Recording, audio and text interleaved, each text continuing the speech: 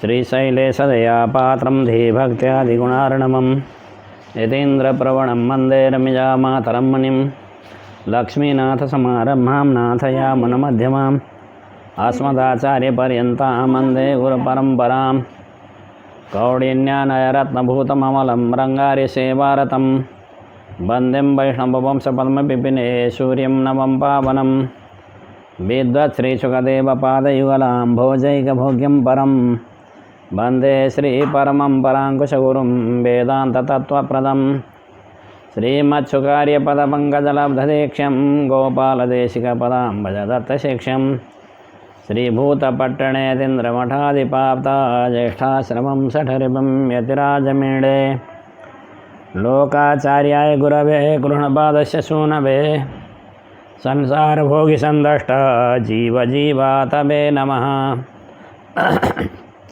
अखिलहेय प्रत्यनीक कल्याणैकताना श्वेतर समस्त वस्तु विलक्षणानंत ज्ञानानंदैक स्वरूपा परब्रह्म परमात्मा परम पुरुषोत्तम भक्तवांछा कल्पतरु तड़ित विनिंदक पीतांबरधारी अखिल जगदुद विभय लय लीला श्री भूनीला नायक श्रीमन्नारायण भगवान की निर्हेतु की कृपा से जीव को मानव शरीर प्राप्त होता है। श्रीमन्नारायण भगवान के दिव्य श्री चरणारविंद में साष्टांग दंडवत करते हुए श्रीमद् वेद मार्ग प्रतिष्ठापनाचार्यो भय वेदांत प्रवर्तकाचार्य समदमादि गुणगण समलंकृत आसेतु सीताचल पवित्र कृत कीर्तिमाला विभूषित स्वाचार्य चरण श्री जीहर स्वामी जी के श्री चरणारविंद में साष्टांग दंडवत करते हुए और भी पूर्वोक्त गुण विशिष्ट संपूर्ण आचार्य वृंद के श्री चरणारविंद में साष्टांग दंडवत करते हुए आकिंचन भगवान के गुणानुवाद करने के लिए उद्यत हो रहा है। परात्पर निखिलेश परब्रह्म परमात्मा श्रीमन्नारायण भगवान की निर्हेतु की कृपा से जीव को मानव शरीर प्राप्त होता है। जिस समय में जीव को मानव शरीर प्राप्त हुआ उस समय में जीवात्मा को बहुत कुछ जान लेना चाहिए। इनमें से तत्वहित पुरुषार्थ को अत्यंत जानना जरूरी है। तत्वहित पुरुषार्थ बताने के लिए साक्षात भगवान ने ही लोकाचार्य स्वामी जी का अवतार लेकर के तत्वत्रय नाम के दिव्य रहस्य के माध्यम से तत्वहित पुरुषार्थ को अच्छे ढंग से बताया है। और कल के प्रसंग में हम बता रहे थे आत्मा शरीर इंद्रिय मन बुद्धि प्राण से अलग है, क्योंकि इनको कभी भी हम अथवा मैं के रूप से नहीं जाना जाता है। मेरे के रूप से यह बोल करके मेरे के रूप से जाने जाते हैं लोग। अरे ये बहुत हैं, आत्मा एक है। ये कभी कभी मिलते हैं, आत्मा सदा मिलता है, इसलिए आत्मा सर इनसे अलग है ऐसा बताया। ये युक्ति कभी बाधित नहीं होगी। यदि बाधित हो भी गई तो शास्त्र के बल से आत्मा देहादि से अतिरिक्त है ऐसा सिद्ध करेंगे, ऐसा बता रहे थे। युक्तियों को तो कल बता दिया। अब शास्त्र के बल से आत्मा कैसे देहादि से अतिरिक्त है उसको सिद्ध करने के लिए श्रुति प्रमाण बताते हैं। पंचविंशोऽयं पुरुषः ऐसा बताते हैं। पंचविंश आत्मा भवति ऐसा बताए। जीवात्मा जो 25वां है, 25वां आत्मा होता है ऐसा शास्त्र कहता है। तो 25वां कैसे मालूम पड़ेगी? 25वां आत्मा तो होता है समझ लिया, लेकिन 25वां कैसे होता है, कौन सा है वो 25वां? तो 25वां जो है माँ है। अब क से अक्षर को गिनते हुए जाइएगा, 25वां में माँ गिरता है। माँ का संख्या 25 है। इसलिए आप लोगों को कुछ कहने के लिए नहीं आता तो मैं 25 हूँ, मैं 25 हूँ, मैं 25 हूँ ऐसा कहते रहे तो भी हो जाता है।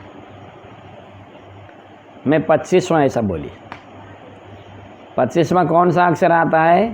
माँ आता है। तो क से लेकर के माँ तक जो 5 अक्षर है ना, क ख ग घ ङ, ये 5 अक्षर से आकाश, वायु, तेज, जल, पृथ्वी, ये 5 भूतों को बताया। हम लोग को जब माता पिता अक्षरारंभ कराते थे तो क बोलो, ख बोलो, का बोलो, की बोलो, ऐसा कहते थे ना। तो क का अर्थ क्या है? ये तो पंच महाभूत का प्रतिनिधि कर रहा है, क ख ग घ 5 अक्षर। फिर आपको शुरू हो जाता है च से लेकर के यहाँ तक, च से लेकर के यहाँ तक में 5 कर्मेंद्रियों को बताते हैं।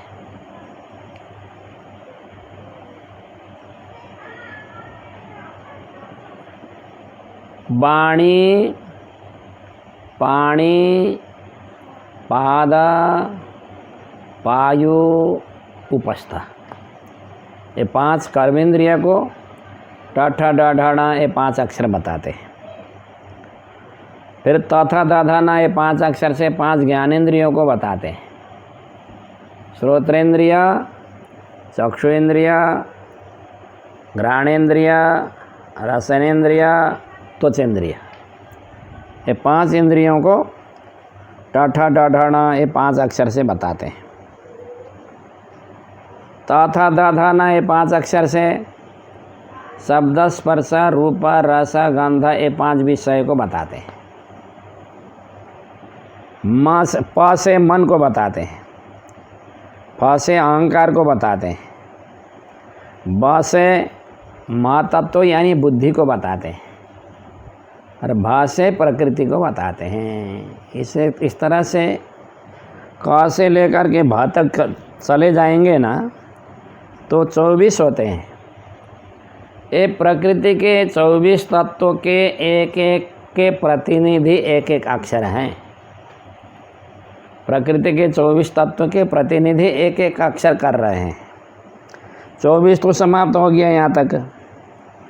जब 25वां अक्षर आता है म, तो 25वां अक्षर म से आत्मा को कहा जाता है। आत्मा तो समकारेण पंचविंशः प्रकृतितः, आत्मा मकार से कहा जाता है। वह 25वां तत्व है। वह आत्मा कैसा है? प्रकृति है विलक्षण, पर माने प्रकृति से विलक्षण है। प्रकृति जड़ है, आत्मा ज्ञान वाला आनंद रूप वाला है। प्रकृति मरण धर्मा है, आत्मा अजन्मा है। जन्मने वाली मरने वाली है प्रकृति, मरण धर्मा, जन्म धर्मा, मरण धर्मा प्रकृति में रहती है। लेकिन आत्मा अजन्मा है, अमृत्यु भी है। इस तरह से प्रकृति से अलग आत्मा जो है 25वां तत्व म से बताया जाता है। संपूर्ण भूत प्राणी के भीतर में रहने वाला है, और उसको क्या बोलेंगे? नरा बोलेंगे। नरा, नर माने जीवात्मा है। वो आत्मा शुद्ध है, अक्षर है, वो परिणाम नहीं होने वाला। शांत षडूर्मि से अलग है, निर्गुण प्रकृति के रस सत्व रजत तम से अलग है, भिन्न है। उसमें घटने का और बढ़ने का कोई धर्म नहीं है। जो धर्म वाला होता वही घटता बढ़ता है, जिसमें घटने बढ़ने के लिए योग्यता होती हो वही घटता बढ़ता है।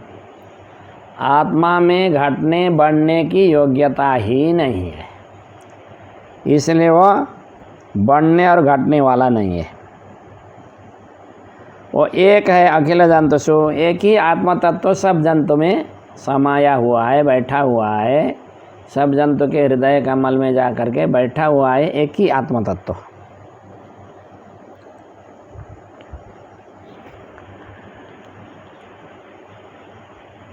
अब देखिए, इस शरीर में दूसरे ढंग से आत्मा अलग है बताते हैं। पिंड पृथक यतः पुंस शिर पाण्यादि लक्षण। कोई व्यक्ति अज्ञानवश शरीर को ही आत्मा मानता है। तो क्या कहेगा, कहीं दूसरे गांव में जा रहा है अपरिचित गांव में, तो अपरिचित गांव में तो केवल अपने नाम से बताने से वहाँ पर परिचय नहीं होता। दादा परदादा के पिता, दादा परदादा के नाम बताना पड़ता है, तब परिचय होता है दूसरे गांव में जाएंगे तो उस समय में क्या बोलता है, मैं अमुक का पोता, अमुक का प्रपोता, अमुक का पुत्र, अमुक नाम का व्यक्ति हूँ बोलता है। उस समय में शरीर को ही आत्मा मान करके बैठा हुआ होता है, आत्मा, जीवात्मा शरीर को ही आत्मा मान रहा है वो।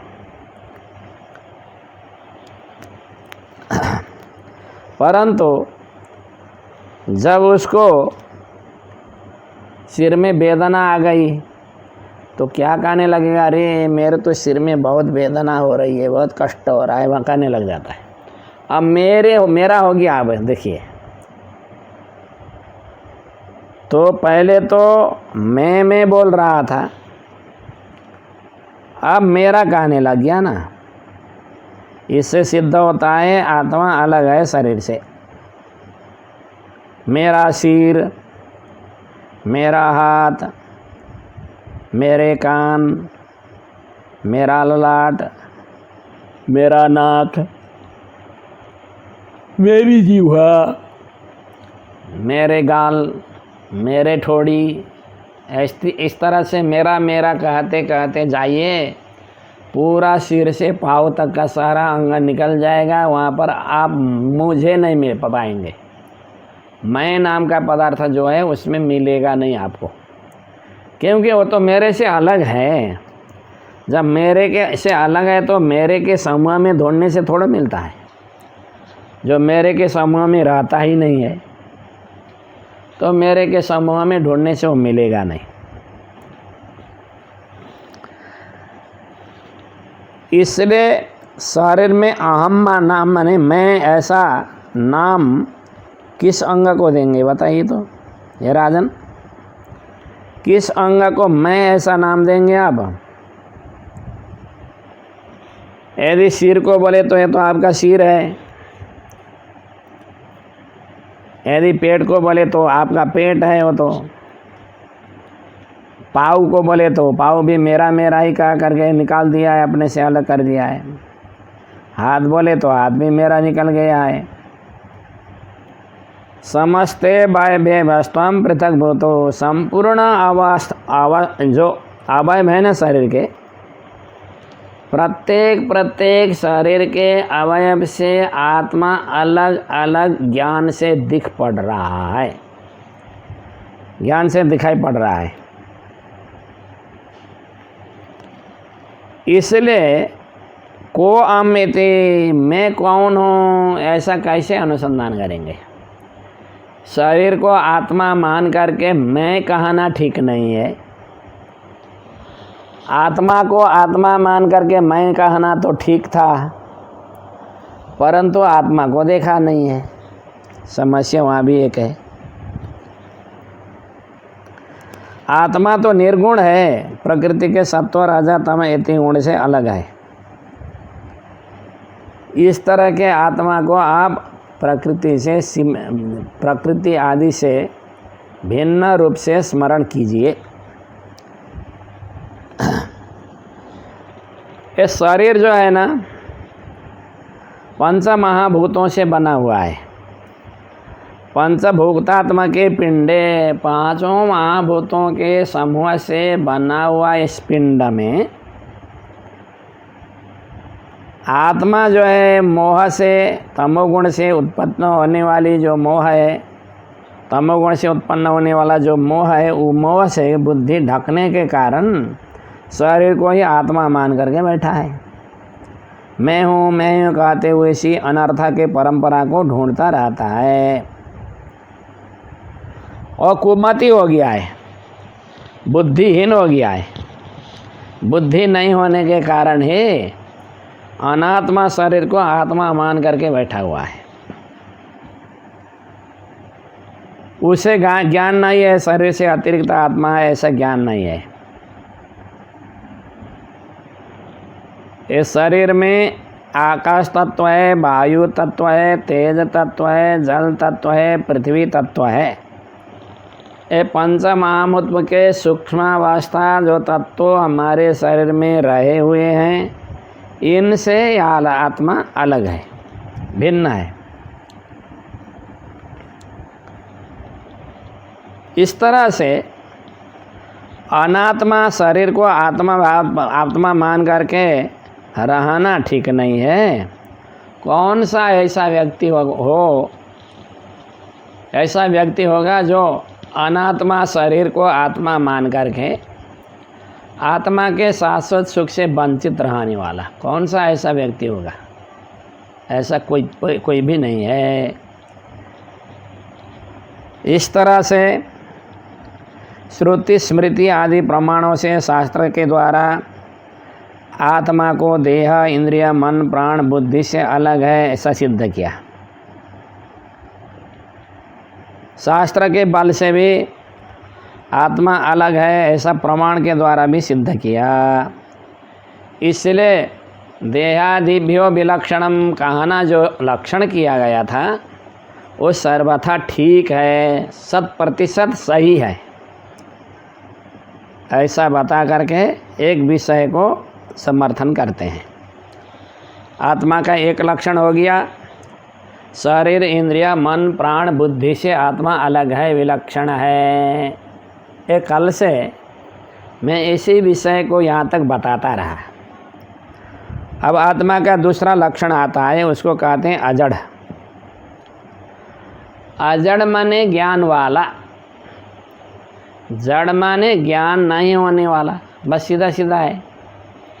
कोई कोई अपने लड़के बच्चे को गाली देते समय कहते हैं ये तो बहुत जड़ है, बोलते हैं ना, माने इसके पास में ज्ञान नहीं है। इसका उनका कहना का मतलब ये जड़ का मतलब है इसके पास में ज्ञान नहीं है। जो ज्ञान से रहित होता है उसको जड़ बोलते हैं, जो ज्ञान से सहित होता है उसको अजड़ बोलते हैं।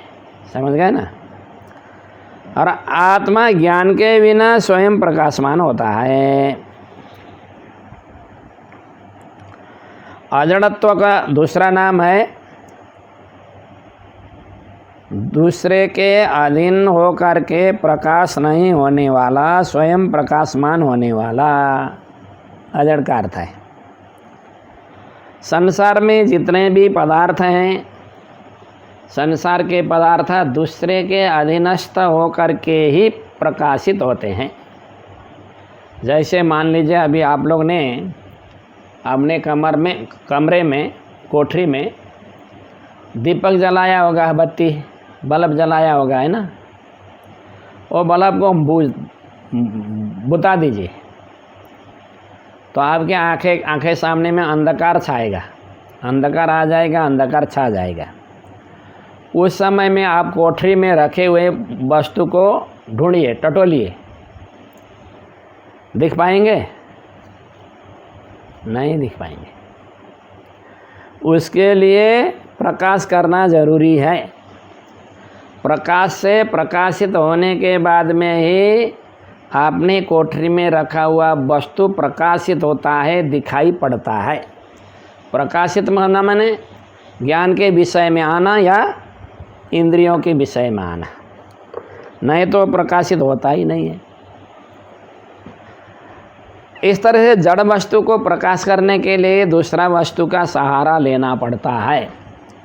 ज्ञान का सहारा लेना पड़ता है, प्रकाश का सहारा लेना पड़ता है, इंद्रियों का सहारा लेना पड़ता है जड़ वस्तु को प्रकाश करने के लिए। आप लोगों ने अभी अपने सामने में संध्या शयन का समय हो रहा है ना, तो सोते समय दूध पान करके सोना बहुत अच्छा लिखा है शास्त्र में। थोड़ा सा हल्दी डाल करके दूध पान करके सो जाइए, बस बहुत शरीर में हुए बैक्टीरिया नष्ट हो जाते हैं, ऐसा आयुर्वेद में बताया है। दूध के गिलास आगे रखा हुआ है, लेकिन लाइट चली गई तो आप देख पाएंगे उसको? नहीं देख पाएंगे। उसको प्रकाश करने के लिए फिर कुछ टॉर्च सर्च कुछ दूसरे दीपक या मोमबत्ती कुछ जला करके प्रकाश करना पड़ेगा, तभी देखेंगे आप लोग। ऐसे दूसरे के अधीनस्थ होकर के प्रकाश होने वाला जो पदार्थ होता है उसको जड़ बोलते हैं। और जो पदार्थ दूसरे के अधीनस्थ होकर के प्रकाश नहीं होता उसको अजड़ बोलते हैं। वो अनन्याधीन प्रकाश है, दूसरे के अधीन में होकर के प्रकाश होता नहीं है। आत्मा भी ऐसा ही है, दूसरे के अधीन में होकर के प्रकाश होने वाला नहीं है। आत्मा स्वयं प्रकाशमान है। स्वयं प्रकाशमान क्या है? स्वयं माने अपने आप प्रकाशमान। जैसे मान लीजिए आपने वो दूध का गिलास ढूंढने के लिए तो दीपक का सहारा लेना पड़ा ना आपको, परंतु एक दीपक जलाया हुआ वहाँ है, उस दीपक को देखने के लिए दूसरा दीपक का सहारा लेंगे क्या आप? तो वो तो जल रहा है, दिखाई पड़ रहा है स्वयं, उसको देखने के लिए कौन सा दूसरे दीपक का सहारा लेना जरूरी है? जिस तरह से एक दीपक को देखने के लिए दूसरे दीपक के सहारा लेना नहीं पड़ता, उसी तरह से आत्मा को जानने के लिए दूसरे ज्ञान का या दूसरे आत्मा के सहारा लेने का जरूरी नहीं होता। बिना ज्ञान के, बिना इंद्रियों के, बिना शरीर के ही आत्मा स्वयं प्रकाशित हो जाता है, प्रकाशमान है वो, इसलिए उसको अजड़ बताया है। एक दीपक को प्रकाश करने के लिए दूसरा दीपक का जिस तरह से आवश्यक नहीं होता, उसी तरह से एक आत्मा को प्रकाश करने के लिए दूसरे आत्मा का आवश्यक होना जरूरी नहीं है। दूसरा प्रकाश का निरपेक्ष चाहना नहीं करने वाला है, क्योंकि आत्मा स्वयं ज्ञानी है, स्वयं ज्ञान स्वरूप है। आत्मा ज्ञान गुण वाला भी है, ज्ञान स्वरूप वाला भी है। ज्ञान स्वरूप वाला होने के कारण और आनंद स्वरूप वाला होने के कारण आत्मा को प्रकाश करने के लिए दूसरा सहायता नहीं चाहिए, दूसरा ज्ञान भी नहीं चाहिए, दूसरा कोई दीपक भी नहीं चाहिए। अंधेरे में भी आत्मा स्वयं को देख लेता है, जान लेता है। दीपक बैठा बुझा करके आप लोग बैठ जाइए, मैं ऐसा कहने के लिए आपको दूसरा आवश्यक पड़ता है कि मैं हूँ ऐसा, तो आप कह ही सकते हैं ना। जो मैं कहने वाला ही तो आत्मा है, शरीर तो मैं कहने वाला भी नहीं है, कहने के लिए योग्यता भी इसमें नहीं है। ये तो मेरा कहे जाने वाला है शरीर। तो मैं जो बोल रहा है, आत्मा मैं जो बोल रहा है वो केवल आत्मा के विषय में ही बोल रहा है। इसलिए आत्मा को प्रकाश करने के लिए दूसरा ज्ञान का आवश्यक नहीं है। क्यों? क्योंकि वो स्वयं ज्योति प्रकाश स्वरूप है। हृदयंतर ज्योति ही पुरुष, शास्त्र बताता है। हृदय में भीतर प्रकाशमान होने वाला आत्मा है। यत्रायं पुरुष स्वयं ज्योतिर्भवति विज्ञान घन। यो आत्मा जो है ना, स्वयं ज्योति स्वरूप है, प्रकाशमान स्वरूप है, क्योंकि वो ज्ञानमय है। आत्मा ज्ञानमय है, अमल है। तत्स ज्ञानमयम व्यापी, ज्ञानमय सब तरफ बैठा हुआ है। स्वयं संवेद्य मानुपमा मात्म संवेद्यम तज्ज्ञानम। सर्वत्र प्रवेश करने के लिए योग्य होकर के व्याप्ता होता हुआ ज्ञान गुण वाला आत्मा है। आत्मा हर जगह में प्रवेश करता है। आत्मा कहाँ नहीं है बताइए तो? मनुष्य के शरीर में आत्मा है, पशु के शरीर में आत्मा है, पक्षी के शरीर में है, पेड़ पौधे के शरीर में आत्मा है, कीट पतंग आदि में आत्मा है, हाथी घोड़े बैल आदि में भी आत्मा है, देवता आदि में भी आत्मा है। तो आत्मा सर्वगत है, व्यापी है। अलग अलग रूप है आत्मा का, एक आत्मा नहीं है, अनेक आत्मा है, लेकिन आत्मा तत्व एक है। इस तरह का आत्मा है, उसको अजड़ बोलते हैं, ऐसा बताया। यह आत्मा का दूसरा लक्षण है, आप लोग ध्यान दे करके समझ लीजिएगा। अब हम लोग आत्मा के तीसरे लक्षण तरफ चले जा रहे हैं। आत्मा का दूसरा लक्षण है आनंद रूपत्वम, आनंद रूप है। आनंद कहते हैं सुख को। आत्मा स्वतः सुखी है। आत्मा को सुख प्राप्त करने के लिए बाहर से ढूंढ करके लाना जरूरी नहीं है, भीतर में झांकना जरूरी है। आत्मा के सुख को प्राप्त करने के लिए बाहर दौड़ने का जरूरी नहीं है। थोड़ा शांत होकर के संयम से परमात्मा का ध्यान करते हुए भीतर झांकने का काम है, भीतर देखने का बानी बनाना है। जब तक हम लोग बाहर इंद्रियों को छोड़ते रहेंगे ना, तब तो आत्मा परमात्मा का दर्शन होता ही नहीं है। जब बाहर दौड़ना बंद करके परमात्मा के चिंतन में लग जाते हैं तो भगवान में प्रेम हो जाता है, भगवान में भक्ति हो जाती है फिर तो उस समय में। इसलिए आत्मा जो है ज्ञान स्वरूप है।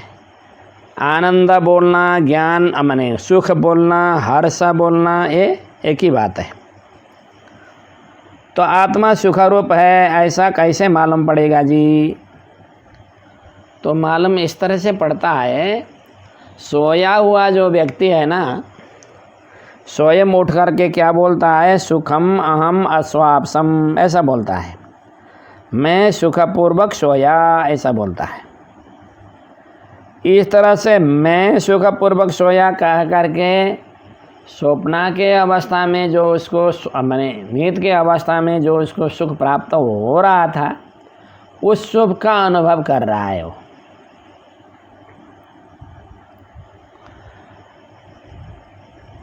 इस तरह से सुखपूर्वक मैं सोया ऐसा अनुसंधान करता है ना आत्मा। वह स्वभाव से ही अनुकूल है, सुख रूप है। कि अनुकूल और सुख, हर्ष, आनंद का ना एक बात है, प्रतिकूल, दुख, विषाद, अज्ञान का ना दूसरा बात है। आत्मा जो है स्वतः सुखी स्वरूप है। दुख प्रतिकूल आत्मा में है ही नहीं कहीं भी।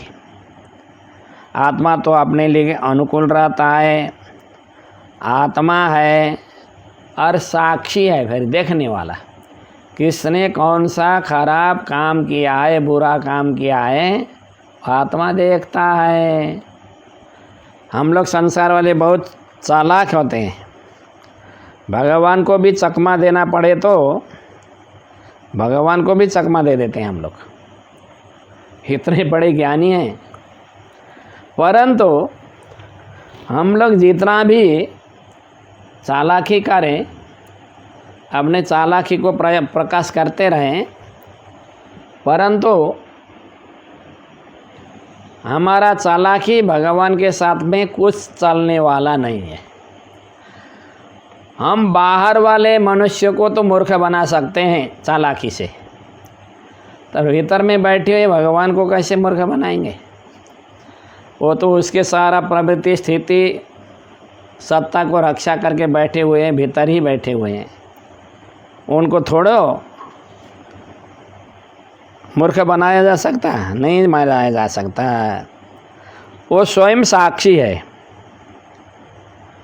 आत्मा साक्षी का है बच्चा, आत्मा स्वयं साक्षी है। कोई भी व्यक्ति कितना भी बड़ा पाप करे, परंतु उसका मन जो है उसको कहता ही रहता है तुमने इस समय, उस समय में, इस स्थान में ऐसा पाप किया था, और मन उसको धिक्कारता ही रहता है, मन छोड़ता नहीं है। वो साक्षी है। ऐसा जो प्रमाण है, इस अनुसार से आत्मा सुखरूप है। एवं आत्मा स्वरूपम सुखरूपम इति, आत्मा सुखरूप है ऐसा बताने के लिए दृष्टांत क्या बताया?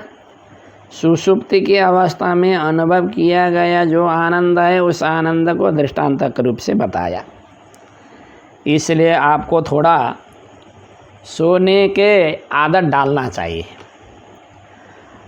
हम तो सोते ही रहते हैं, लेकिन इस तरह से सोने से काम बनेगा नहीं, शास्त्रीय पद्धति से सोना पड़ेगा। शास्त्र सोने के लिए क्या बताता है? स्वप्नांतम मे सौम्य बीजानीहीति यथायं पुरुषः स्वपीति नाम सता सौम्य तदा संपन्नो भवति सौम्यपीतो भवति तदा हि एनं स्वपीति इति आचक्षते सौम्यपीतो भवति, ऐसा बताते हैं। स्वप्न के अंतया माने सुषुप्ति, गाढ़ नींद में चले गए ऐसा बोलते हैं ना, वो गाढ़ में नींद में जाना उसको सुषुप्ति बोलते हैं। वो स्वप्न के भीतर में आता है, स्वप्न के अंत्य में आता है वो, उसको मैं बताता हूँ। जब जीवात्मा सोता है, यत्र अयं पुरुषः स्वपीति नाम, आत्मा सोता है ऐसा नाम है, तो सोया हुआ समय में कहाँ जाता है वो?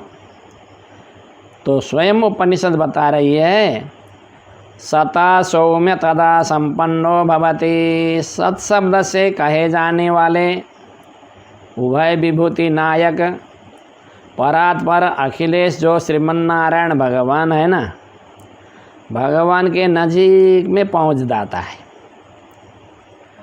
तो उस समय में भगवान का दर्शन आत्मा को नहीं होगा, परंतु गर्मी के समय में कोई व्यक्ति बाहर प्रखर गर्मी से तपा हुआ, धूप से तपा हुआ व्यक्ति एक घने छाया वाले पेड़ के नीचे गया तो वो पेड़ का छाया उसको प्राप्त होता है कि नहीं? उससे मिलने वाला सुख मिलता है कि नहीं? मिलता है ना। भला पेड़ को देखे नहीं देखे वो, मान लीजिए कि कोई सूरदास है, अंधा व्यक्ति है, वो पेड़ को देखता नहीं है, पेट में कैसे कैसे पत्ते हैं, कैसे टहनियाँ हैं, कैसे उसके स्कंद हैं, वो भी देखता नहीं है, लेकिन पेड़ के नीचे चला गया तो उसको छाया तो मिलती है ना, छाया का अनुभव तो करता है ना वो। जिस तरह से एक अंधा व्यक्ति पेड़ को नहीं देखते हुए भी पेड़ के द्वारा मिलने वाला छाया का सुख का अनुभव करता है धूप के समय में, समझ गए ना। इसी तरह से जब जीवात्मा भी सोने के लिए भगवान के सन्निधि में पहुंचता है, यद्यपि भगवान को देखता नहीं है उस समय, नहीं देखते हुए भी भगवान से प्राप्त होने वाला जो सुख है वह तो मिलता है ना उसको। अंधे व्यक्ति को छाया के सुख मिले जैसा मिलता है इस तरह से, उसी तरह से भगवान के सुख का तो अनुभव कर ही लेता है ना वो। तो सता सौम्य तदा संपन्नो भवति, सत शब्द से भगवान को बताते हैं, सत शब्द से बताए जाने वाले भगवान के समीप में पहुंच जाता है, भगवान के समीप में पहुंच जाता है और वहाँ पर भगवान से मिलने वाला जो सुख है वो सुख अनुभव करता है। स्वयं व्यपीतो भी अभ्यति, अपने को भूल जाता है सब, मैं अमुक व्यक्ति हूँ, ऐसा हूँ, जो बाहर का व्यवहार में होता है वह भूल जाता है, स्वयं अपीत हो जाता है। उस समय में इसको सोया हुआ है ऐसा बताते हैं, स्वयं अपीत होकर के रह जाता है, वहीं लुप्त होकर के रह जाता है, ऐसा श्रुति का कहना है। तो वेद पुरुष इस तरह से जो बताते हैं उस समय में भगवान के पास में ही जाकर के भगवान के ही आनंद का अनुभव करता हुआ सुषुप्ति की अवस्था में जीवात्मा रहता है। बाहर का सुख उसको मालूम नहीं होता, बाहर क्या है, बाहर की दुनिया वो जानता नहीं है, केवल उस समय में सुख का ही अनुभव करता है। जब सुख सो करके उठ जाता है, सो करके उठने के बाद में क्या बोलता है, आज भाई मैं इतने आनंद से सोया, इतना आनंद आया मुझे सोते समय, क्या बता, मैं इतना आनंद आया बताता है। अरे आनंद तो आया, आनंद को देखा क्या? आनंद को तो देखा नहीं है, लेकिन आया ज़रूर, क्योंकि आनंद को तो देख नहीं पाता, आनंद को देखने का दूसरा ही प्रक्रिया है, भगवान को साक्षात करने का प्रक्रिया दूसरा ही है। उस दूसरा प्रक्रिया से भगवान को साक्षात्कार कर सकते हैं, लेकिन वो थोड़ा लंबा रास्ता पड़ता है। भगवान को अनुभव करने के लिए श्री गुणरत्न कोश नाम का एक हमारे पूर्वाचार्यों के द्वारा प्रसादित ग्रंथ है। पूरे स्वामी जी के बड़े लड़के जो पराशर भट्टर नाम के स्वामी जी थे, वो स्वामी जी भगवती लक्ष्मी के विषय में बताते हैं। क्या बताते हैं? भगवान को देखने के लिए जैसे बाहर के आँख में कुछ कूड़ा कचड़ा गिर गया हो तो उस कूड़े कचड़े को निकालने के लिए सिद्धांजन लगाना पड़ता है। सिद्धांजन आँख में लगाया तो बाहर का कूड़ा कचड़ा सब निकल जाता है और बाहर के वस्तु प्रकाशित हो जाता है। इसी तरह से भगवान को भी देखने के लिए, भगवान को प्रकाश करने के लिए, मन में भरा पड़ा कूड़ा कचड़े को निकालने के लिए सिद्धांजन लगाना चाहिए, बताते हैं। कौन से सिद्धांजन लगाना पड़ता है? भक्ति रूपी सिद्धांजन लगाना पड़ता है, ऐसा पराशर भट्टर स्वामी जी बताते हैं। मनसि विलसिताक्षणा भक्ति सिद्धांजनेन श्रुति शिरसि निगूढ़ं लक्ष्मीते वीक्षमाणः निधिमिव महिमानं भुञ्जते पिधन्यान्ननु भगवती संपदा दैवी संपदम ये भी जातः। ऐसा बताते हैं, जो दैवी संपत्ति में आए हुए हैं वह आँख में सिद्धांजन लगाने के कारण पृथ्वी में छिपाया हुआ पहले से रखा गया जो निधि है, धन है, पूर्वजों ने किसी रख दिया धन को देख करके आँख में सिद्धांजन लगाने से उस धन को निकाल करके अनुभव कर सकते हैं। इसी तरह से मन रूपी नेत्र में भी भक्ति रूपी सिद्धांजन लगा करके भगवती लक्ष्मी और भगवान रूपी संपत्ति को देख करके अनुभव कर सकते हैं, ऐसा पराशर भट्टर स्वामी जी का कहना है। इसलिए हम लोग यद्यपि सुषुप्ति की अवस्था में परब्रह्म परमात्मा भगवान का साक्षात्कार नहीं कर पाएंगे, तो साक्षात्कार करने के लिए दूसरा मार्ग अपनाना पड़ेगा। वो मन के जो नेत्र उसको शुद्ध बनाना पड़ेगा, तब साक्षात्कार होगा। परंतु छाया तो मिलती है ना, धूप के समय में पेड़ के नीचे जाने से जिस तरह से छाया तो मिलती है, छाया सुख प्राप्त होता है, उसी तरह से भगवान से मिलने वाला जो सुख है सुषुप्ति में जीवात्मा को मिल जाता है। तो उस समय में सुख का अनुभव करने वाला कौन है?